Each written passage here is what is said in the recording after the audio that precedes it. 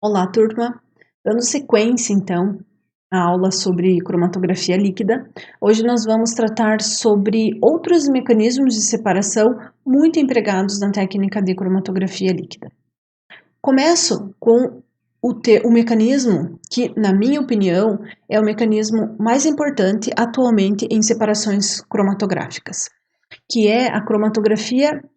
Ou melhor, esse mecanismo, esse processo de separação ocorre quando eu tenho a cromatografia líquida com fase ligada, tá? O que a gente tem de uma forma muito simples nesse tipo de mecanismo de separação, nesse tipo de cromatografia?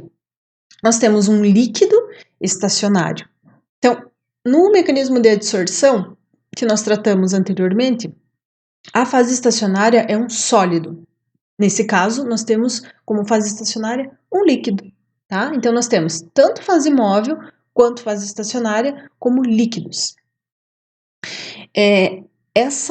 Esse mecanismo de separação, ele foi desenvolvido em função de limitações que foram sendo observadas com a técnica de cromatografia sólido-líquido, ou com a cromatografia de adsorção. Por quê?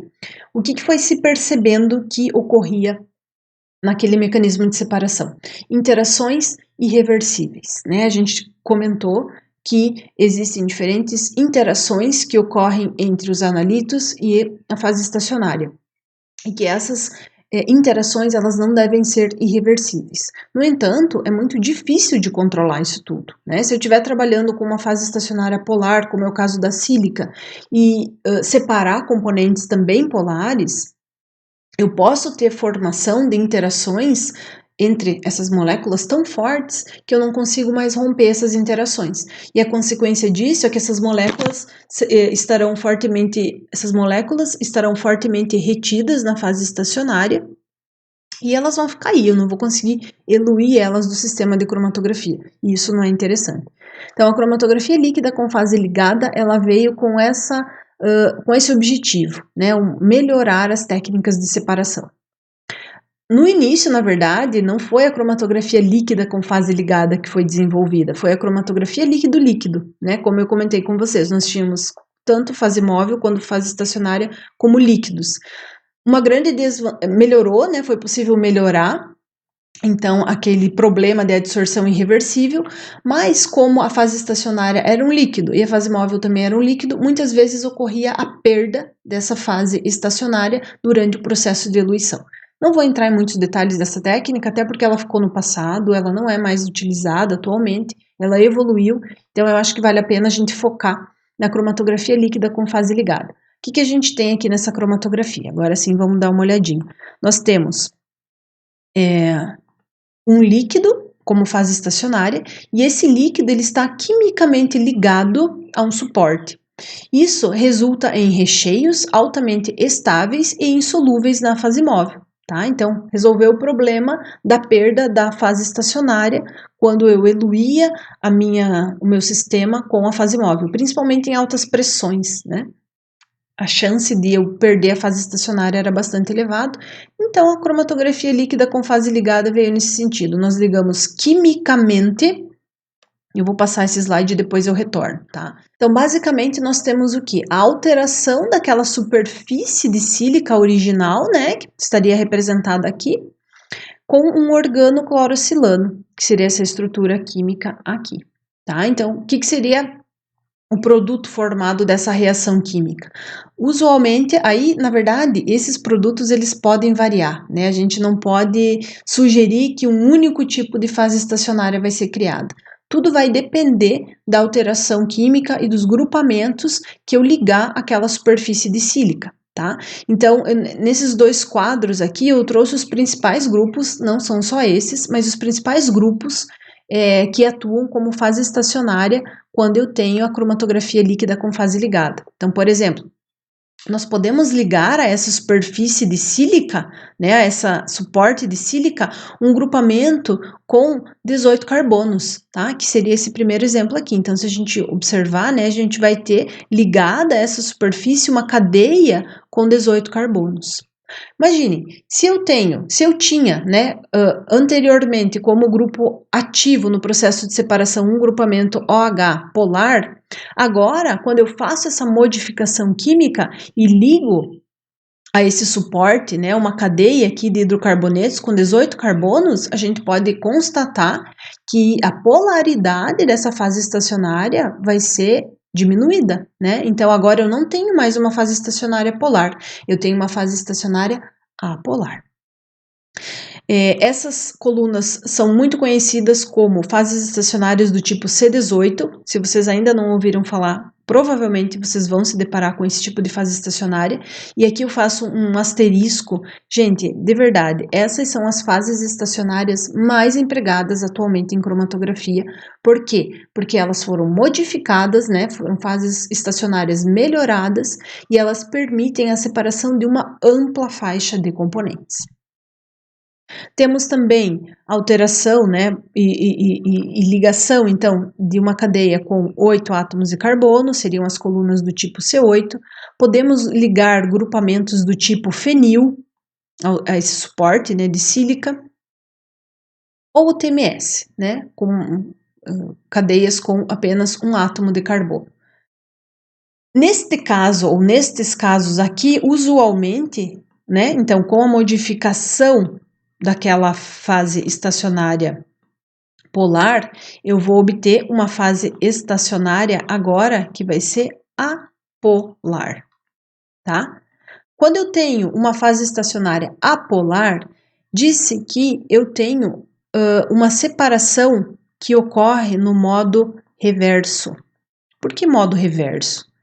A primeira cromatografia que foi desenvolvida, em que a gente tinha uma fase estacionária polar, ela é chamada de modo normal. Modo normal porque provavelmente foi a primeira a ser desenvolvida, tá? Com a evolução da técnica, nós temos agora, então, fase estacionária apolar atuando no modo reverso de separação. Comecem a gravar esses termos. E temos também aqui nesse outro quadro, vejam, a alteração, né, desse suporte de sílica, mas ligando agora a esse suporte não grupamentos apolares, né? Eu posso tirar aqueles grupamentos OH e ligar outros grupamentos, né? Como nesse caso aqui, os grupamentos ciano-propil, os grupamentos dióis também são grupamentos OH, ou grupamentos aminopropil, né? Então, esses grupamentos aminopropil. Vejam que nesse caso aqui, eu modifiquei a estrutura da minha partícula de sílica, da minha fase estacionária, liguei outros grupamentos químicos, mas grupamentos também polares, tá? Então, nesse caso aqui, eu também continuo tendo uma fase estacionária polar, tá? Então, fase estacionária polar. E nesse caso, eu continuo tendo o meu processo de separação no modo normal, tá? Então, modo normal, comecem a gravar, é quando a fase estacionária é polar e a fase móvel apolar. Modo reverso, fase estacionária apolar e fase móvel polar. E aí começaram a se desenvolver diferentes fases estacionárias, tá? Todas quimicamente ligadas. Vou voltar aqui para esse nosso slide. Então, eu tenho fases estacionárias que vão atuar no processo de separação, que são quimicamente ligadas, usualmente a um suporte de sílica, e aí esses grupamentos que eu liguei quimicamente ao suporte é que vão atuar no processo de separação, e aí as interações podem ocorrer das mais diversas formas, tá? Então, aqui também, de novo, só para a gente finalizar isso, né, seria a representação de um suporte de sílica, né, um suporte de sílica, e a esse suporte de sílica eu vou ligar, vou alterar essa superfície, tirar aqueles grupamentos OH e ligar, então, outros grupamentos, nesse caso aqui seria uma cadeia com 18 carbonos, tá, ó, cadeia com 18 carbonos, que vão ser os sítios ativos da separação cromatográfica, ok? Normalmente nós temos sólidos formados por sólidos formados por partículas uniformes, porosas, que sejam rígidas mecanicamente, e usualmente os diâmetros dessas partículas eles variam de 1,5 a 10 micrômetros. Bem, vamos dar mais uma olhadinha agora a esse outro slide, de novo, tá?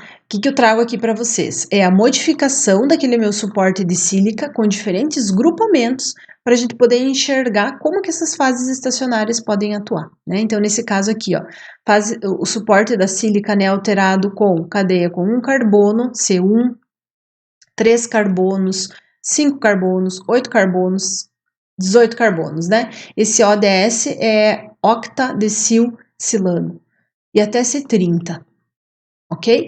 E aí a gente vai imaginar que conforme a gente vai aumentando o número de carbonos ligados a essa superfície, mais apolar a minha fase estacionária se torna.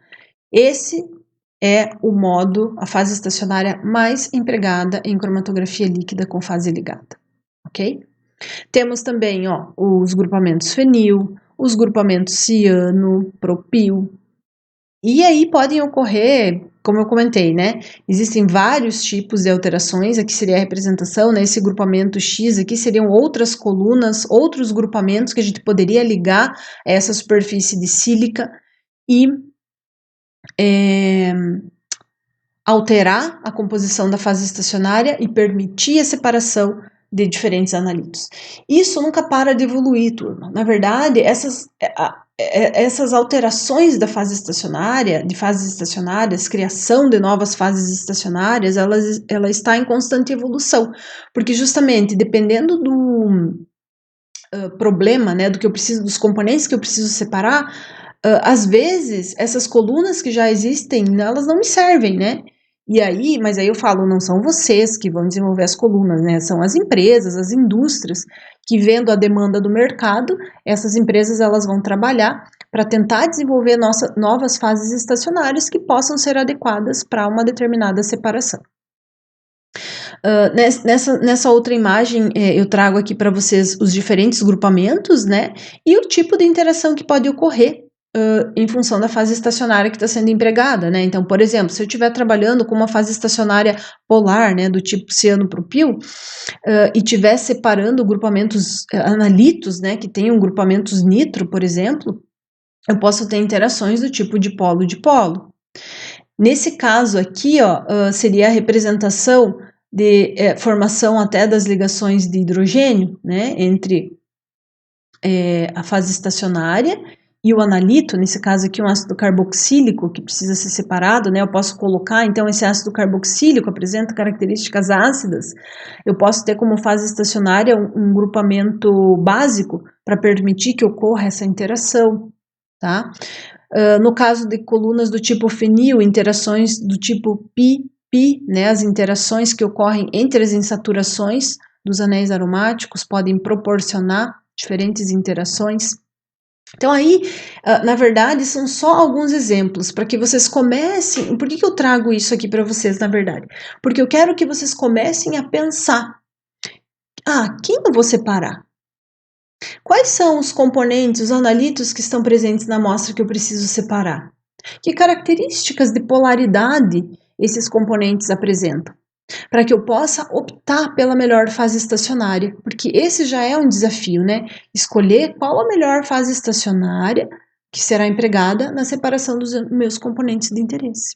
Então, sabendo quem eu quero separar, enxergando quais são essas estruturas químicas, fica muito mais fácil de sugerir uma fase estacionária adequada para que aquela separação ocorra. Tá? Então, comecem a pensar sobre isso. Às vezes vocês têm lá, no caso, né, vocês podem ter os componentes de interesse do projeto, de um projeto que vocês vão desenvolver, né, seja um projeto de iniciação científica ou um mestrado, vocês podem ter componentes que vocês precisam separar, né, uma classe de componentes de interesse. Então, comecem a pensar qual é a classe de compostos que eu quero separar. Então, assim, comecem a pensar. Qual é a classe de componentes que eu quero separar? Quem são esses componentes? Quais são as estruturas químicas desses componentes? Que tipo de interações eu preciso que ocorra entre esses analitos e a fase estacionária para que a separação ocorra? Porque uma coisa muito importante que a gente tem que ter em mente, eu preciso que ocorra a interação entre o analito e a fase estacionária. Se não ocorrer interação entre o analito e a fase estacionária, o que vai acontecer? Eu vou colocar a minha amostra na coluna de separação, a fase móvel vai arrastar esses componentes pela coluna, e se não ocorrer interação, essa amostra simplesmente vai entrar e sair do mesmo jeito. Eu não quero isso, eu preciso que ocorra interação. E eu preciso permitir que essa interação ocorra. Então, eu preciso saber quem são os componentes que eu quero separar e qual a fase estacionária que eu vou empregar para que essa interação ocorra. Comecem a pensar sobre isso. Temos também a cromatografia líquida de troca iônica, tá? Então, o conceito seria, a separação ela vai ocorrer em função do quê? A partir de equilíbrios de troca entre íons, vejam que normalmente os mecanismos de separação a gente consegue conceituar muito bem pelo próprio nome, né? Eu tô falando de troca iônica, então eu tenho íons em solução e íons na superfície de um sólido essencialmente insolúvel de alta massa molar. Tá? Nesse caso aqui, eu tenho a separação em função das diferentes interações eletrostáticas entre os grupos, né, os analíticos que eu preciso separar, e a minha fase estacionária. Então, são interações eletrostáticas reversíveis e dependem da afinidade de cada substância pelo trocador. Os sítios ativos mais comuns para as resinas trocadoras de cátions e ânions são os grupos ácido sulfônico, né, são ácidos fortes e fracos, como ácido sulfônico e ácido carboxílico, que é um ácido fraco, ou aminas, né, normalmente aminas terciárias fortemente básicas ou aminas primárias fracamente básicas. Então, essencialmente, o que eu tenho aqui? Uma fase estacionária que vai estar carregada positiva ou negativamente. Os meus analitos também precisam ser íons, porque eu preciso que ocorra uma interação eletrostática entre esses íons dos analitos com a fase estacionária. E aí eu posso ter uma fase estacionária carregada negativamente, como seria o caso dos ácidos, né? Então, no caso aqui, eles são trocadores catiônicos, eles vão trocar cátions. Ou eu posso ter fases estacionárias, né, no caso da presença de componentes básicos, que serão trocadores de ânions, vão trocar ânions. De novo, eu preciso saber quem são os analíticos que eu quero separar, quem serão esses íons, né, para poder escolher qual vai ser o meu trocador. Será que eu vou usar um trocador aniônico ou um trocador catiônico? Então, preciso saber quem eu quero analisar, ok? Basicamente, o que a gente vai ter, né? Vamos tentar pegar um exemplo aqui, tá? Então, a gente pode pensar, vou ler aqui com vocês para a gente não se perder no raciocínio, tá? Mas, ó, como exemplo da aplicação da lei da ação das massas ao equilíbrio de troca iônica, podemos considerar a reação entre um íon monocarregado, então esse B, né, com uma carga positiva, ele interagiu, então, com uma resina de ácido sulfônico, né? Então, um trocador catiônico, mantido em uma coluna cromatográfica. A partir de uma solução neutra, a retenção inicial dos íons B+ no topo da coluna ocorre devido a essa reação química, né? Então, nós temos aqui um trocador, a minha fase estacionária vai ser esse ácido sulfônico, então ele é um trocador catiônico. No caso aqui, ó, no início da separação, enquanto eu tenho a minha fase estacionária em equilíbrio com a fase móvel, né, eu posso ter esse íon positivo ligado ou interagindo com a fase estacionária. Quando eu venho com a amostra, e aí eu entro com esse íon B monocarregado, e ele apresenta uma forte interação com o meu sítio ativo, vai ocorrer a troca, né? Então, eu vou liberar esse íon H+, e vou ligar esse íon monocarregado, né, do meu analito, agora à fase estacionária, tá? E aí eu vou ter um processo aqui, um equilíbrio de trocas entre os cátions em solução, né, e os cátions em solução e a minha fase estacionária. Beleza, aí eu tenho essa interação aqui. Agora eu preciso fazer com que esse íon monocarregado, que está ligado à fase estacionária, possa ser diluído e continue o caminho dele, pela coluna de separação. Como é que eu vou fazer esse processo de diluição? Então, eu posso utilizar uma solução diluída de ácido clorídrico, por quê? Se eu colocar uma solução de ácido clorídrico, né, eu vou alterar esse equilíbrio aqui. Se eu entrar com ácido clorídrico em excesso, né, aqui, eu vou deslocar esse equilíbrio para a esquerda, e aí eu vou soltar, eu vou liberar o meu íon monocarregado, né, e aquele meu ácido clorídrico em excesso é que vai se ligar agora à fase estacionária, né, o cátion aqui que vai se ligar. Então, é o que está dizendo aqui embaixo, né? A eluição com uma solução diluída de ácido clorídrico desloca o equilíbrio para a esquerda, fazendo com que partes dos íons monocarregados, dB, na fase estacionária, seja transferida para a fase móvel. Esses íons, então, movimentam-se através da coluna em uma série de transferências entre a fase móvel e a fase estacionária, tá? E é isso que permite a separação dos componentes. Aqui seria a representação de um polímero que pode ser utilizado aqui como suporte, né? Nessa imagem nós temos celulose ou agarose, e ligado então a essa estrutura, os meus grupamentos trocadores. Nesse caso aqui, um trocador carregado negativamente e aqui um trocador carregado positivamente, né? O grupo carboximetil e aqui dietilaminoetil, né? Então, vários grupamentos que podem ser ligados a esse suporte e que vão atuar nos processos de troca de íons. Aqui seria mais uma representação, né? A gente pode imaginar uma fase estacionária carregada negativamente, né? Essas bolinhas cinzas seriam a nossa fase estacionária carregada negativamente, e vejam que cargas positivas é que vão interagir de forma, né, por interações eletrostáticas com a fase estacionária, cargas opostas aqui se atraindo, enquanto que íons carregados negativamente simplesmente vão eluir pelo sistema com a fase móvel. Um exemplo de aplicação desse tipo de cromatografia de troca iônica, separação de aminoácidos, né? Então, a gente pode ter aqui como exemplo olhar a estrutura básica de um aminoácido, né? Um aminoácido, como o próprio nome indica, nós temos a presença de um grupo amino e um grupo ácido carboxílico, ok? Em função do pH que esse aminoácido estiver, ele pode adquirir algumas conformações. Então, por exemplo, se eu estiver trabalhando com esse aminoácido em pH 1, usualmente ou normalmente eu vou ter a protonação desse aminoácido, tá? Então, eu vou ter a protonação aqui e eu vou ter a formação de um cátion. Aí eu vou ter um íon, eu vou ter a formação de um íon. Então, veja, eu tenho um aminoácido e dependendo do pH que eu colocar esse aminoácido, ele vai adquirir diferentes conformações e aí eu posso permitir a interação desse aminoácido com a fase estacionária, né?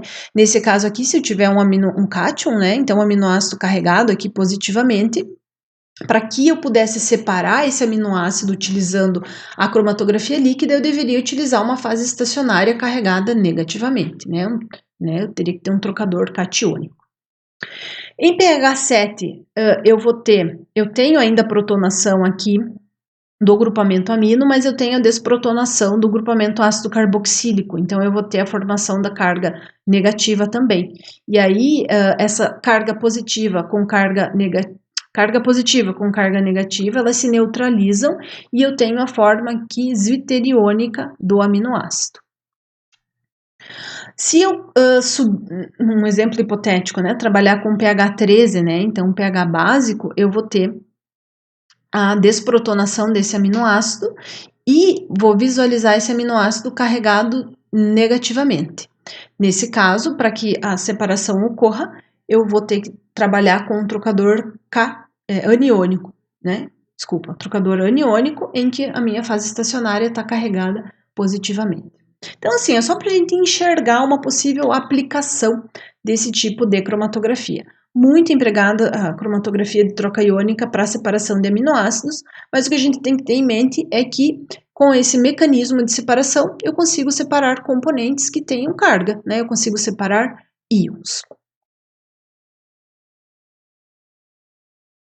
Temos também agora outros dois tipos de mecanismos de separação, também muito empregados em cromatografia, mas não tanto quanto os que a gente falou anteriormente. Temos a cromatografia líquida por exclusão de tamanho, tá? Então, a cromatografia, também conhecida como CE, né? A cromatografia de exclusão ou em gel, ela é empregada a espécies de alta massa molar. Normalmente, nós temos recheios, que são partículas pequenas de sílica ou de algum polímero que contém uma rede de poros uniformes, dentro dos quais as moléculas do soluto e do solvente podem difundir. Enquanto estão nos poros, as moléculas estão efetivamente retidas e ausentes do fluxo da fase móvel. Nenhuma interação física ou química entre os analitos e a fase estacionária está envolvida no processo. Eu acho que com a imagem a gente consegue visualizar melhor isso, tá? Usualmente nós temos, nesse tipo de cromatografia, utilização de fases estacionárias polímeros. Esses polímeros, eles são normalmente inchados na fase móvel, né? Então a gente vai colocar a fase móvel, esses polímeros eles vão absorver essa fase móvel, e nesse processo, né, após a absorção dessa fase móvel, nós temos esse polímero que está sendo utilizado como fase estacionária, nós vemos a formação de vários poros, tá? De diferentes tamanhos. O que vai acontecer? Nesse tipo de cromatografia em específico, eu tenho a separação em função do tamanho das moléculas que eu preciso separar. Moléculas menores, elas conseguem penetrar nos diferentes poros que são formados nesse polímero e vão demorar mais para percorrer a fase estacionária, enquanto que moléculas maiores não conseguem penetrar nos poros e simplesmente são excluídas e eluem com a fase móvel. Tá? Então, aqui eu tenho a separação por tamanho, em que moléculas maiores eluem primeiro e são coletadas primeiro, e moléculas menores demoram mais para percorrer o sistema de cromatografia, porque vão penetrar nos diferentes poros e vão demorar mais tempo para sair. Ok? Então, relativamente simples. Nesse cromatograma, nós teríamos a representação, né, os sinais, diferentes sinais cromatográficos aqui, então, gerados para diferentes estruturas que apresentam pesos moleculares diferentes, tá? Usualmente, então, aquelas moléculas maiores, é que aqui nesse desenho fica um pouco difícil de enxergar, mas vamos tentar pegar aqui, ó.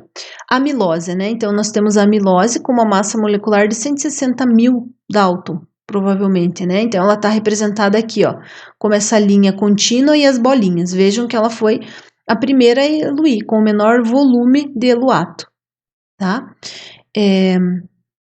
Depois nós temos a inulina, cianocobaltamina e, por último, as moléculas de menor tamanho, como sacarose, maltose, lactose, glicose e frutose, tá? Porque são moléculas menores que têm a capacidade de penetrar nos poros, percorrer um caminho mais distante e demorar mais para eluir de dentro da coluna de separação. E por último, nós temos a cromatografia líquida por bioafinidade. Dentre todos os mecanismos, ela é a mais específica, né? Ou seja, ela é empregada para uma separação mais específica e basicamente ela vai estar relacionada e vai se basear nas propriedades biológicas ou funcionais da fase estacionária e da substância a ser separada. Quando a amostra passa através da coluna, somente as moléculas que se ligam seletivamente ao ligante de afinidade são retidas. Geralmente, mudanças no pH ou na força iônica são usadas para alterar as condições de eluição durante os dois estágios do processo, tá? Então, basicamente, o que a gente tem aqui? Na fase estacionária também são utilizados alguns géis, tá? Por exemplo, gel de agarose ou celulose. A esses géis aqui que atuariam como suporte, são ligados alguns ligantes específicos, tá? Então, aqui a gente teria a fase estacionária. E, na sequência, somente aqueles componentes que tiverem uma conformação específica capaz de se ligar de forma seletiva a esse ligante da fase estacionária é que vai se ligar, né? Então, aqui a gente poderia ter a representação, né? São 4 componentes eluindo pelo sistema de cromatografia. Somente esse componente aqui, ó, ou melhor, esse componente aqui, ó, que vai ter essa conformação específica, a gente pode relacionar muito com a bioquímica, né, aquele modo chave-fechadura. Então, somente esse componente que tem essa conformação vai conseguir se ligar a esse ligante específico e ficar aqui retido. Os demais simplesmente vão eluir com a fase móvel.